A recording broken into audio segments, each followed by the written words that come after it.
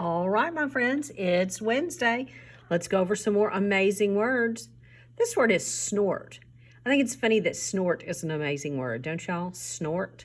When you you make a sound through your nose. That's a snort. Make a snort. It's hard to do. Pigs snort. Let's look at our picture again. And remember that rhyming words have the same end of the sound at the end. See if you can find something that rhymes with trust. Trust.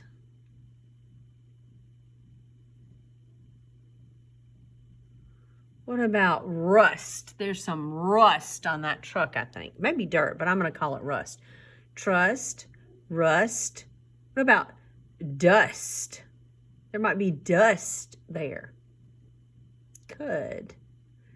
I see a crust of bread. Oh, and the truck does have rust on it. Crust. See his crust? He pulled his crust off. So, good job, guys. Good job. It's an interesting picture. It's got lots of little things in there. All right, we're going to build words with consonant blends. This word is hand. Let's change the h to b and make band. Good. Let's change the a to I to eh and make bend, but end. Let's change the d to t and make bent. Bent. Let's change the n to s and make best. Best. Let's change the b to r and make rest. Rest. Good. Let's practice these words together. Remember, we've talked about that consonant blends at the end, and we've talked about the short U sound. This is mud, dust, pup, tusk, lump, bunt. Let's use some of our high frequency words in these sentences. Nan and Ken got blank his black truck. Into. Yes, blank fast zebras ran past Mom and Dad. Many. Yes, many fast zebras ran past Mom and Dad. Big elephants can stomp and swim at the park. Big elephants can stomp. Let me start over. Big elephants can stomp and swim at the park. Jack went home and fed his dog. Kim got 6 blocks and stacks them. Gets 6 blocks and stacks them. Miss Giles' tongue is tripping over itself today. All right, this is the first part of our story. And right at the first of our story. And it's on page 18 and 19. And it talks about look out for wildlife. So I'm going to read and you listen. Wild animals are amazing. They can be scary too. Mom and Dad took me to Yellowstone National Park. Many wild animals live in its fields and woods. One day we drove through the park and we saw a herd of bison. Another name for bison is buffalo. A bison has shaggy hair and a big bump on its back. We drove on and reached a dead end. Suddenly, a huge bear came toward the car. It looked mad. Dad said, "Don't worry, she can't get in the car." Dad slowly backed up the car, then we drove away. The huge bear watched us go. My heart was beating fast, but I still took some pictures. They show the mother bear and its cub. Dad said the bear was just protecting its baby. So, and it's okay to be protective of your baby, right? And this says, be a sleuth. Look for clues. What clues can you find that tell why the mother bear came toward the car?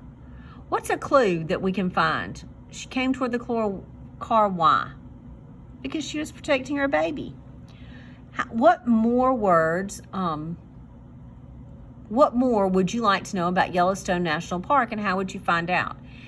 Miss Giles looked up Yellowstone National Park today just because I was thinking about this story, and I looked it up. Guys, you can go on the internet and you can look up Yellowstone National Park, and you can find out what kind of animals live there. You can find out how far it is to get there from Troy. And by the way, it is a very long drive.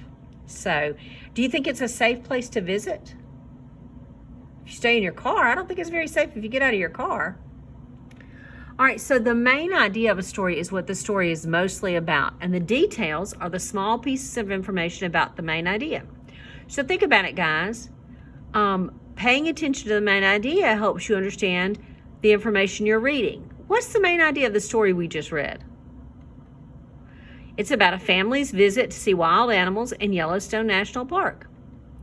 What are some of the what fact did we learn about bison that live in the park? We learned that another name for bison is buffalo, and bison have shaggy hair and a big bump on their back. Let's read these sentences. We like to go to the park. The elephants are big. The zebras are fast. 3 hippos sit in the mud. All those are facts we've learned about the park, or things we've learned about the park. All right, this is our reading story. And we're going to go through this, and I want you to look at the pictures. And if you haven't already read it, you can stop now and read it to yourself or have somebody read it to you. It's called Animal Park by Judy Nair. It says, look at the elephants. What do they look like? You can talk about how they're gray, they're wrinkly, they have tusks. Good. The hot sun is up at camp. Camp is in a big, big park. The land is home to many animals. Can you see them? Yes. Get in the truck. There's some of the animals. What do you think that right now, what do you think this story will be about? The park and the animals? Where does it take place? In the park. Good. What animals live in the park? Look at this picture. Hippopotamus, some kind of deer, baboon, giraffe. Bump, bump, bump. Quick, stop. A band of zebras run past us. They blend into the grass. Big cats rest up. They have a big hunt. Cubs can bat at bugs. What's happened so far, guys? They've seen some animals. They're driving through the park. The cats are resting. The big cats are resting on part of the tree. What do you think caused them to be tired?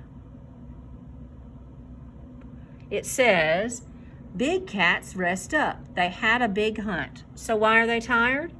They had a big hunt. Remember, cause and effect.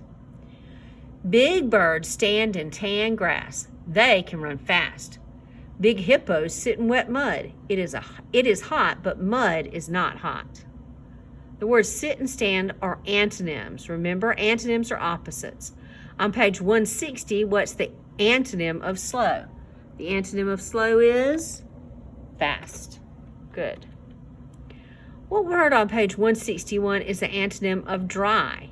If something's not dry, it's wet. What about the antonym of cold? If it's not cold, it's hot. Good.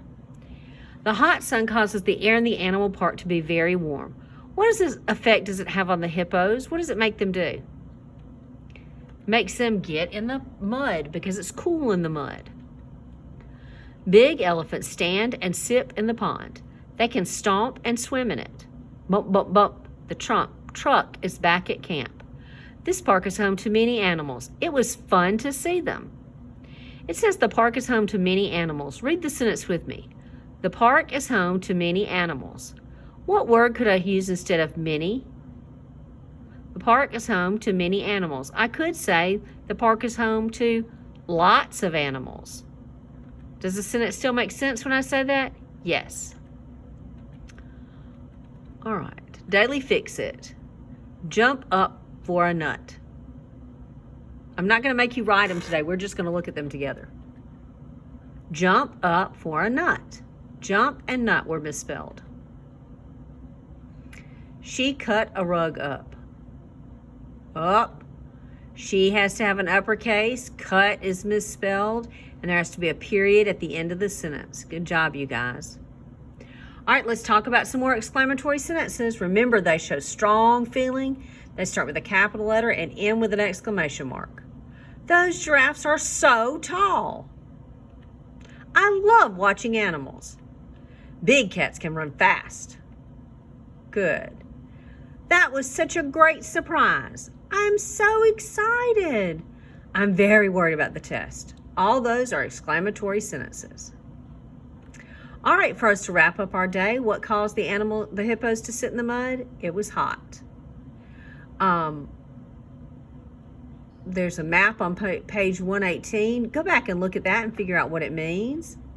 And tomorrow we're going to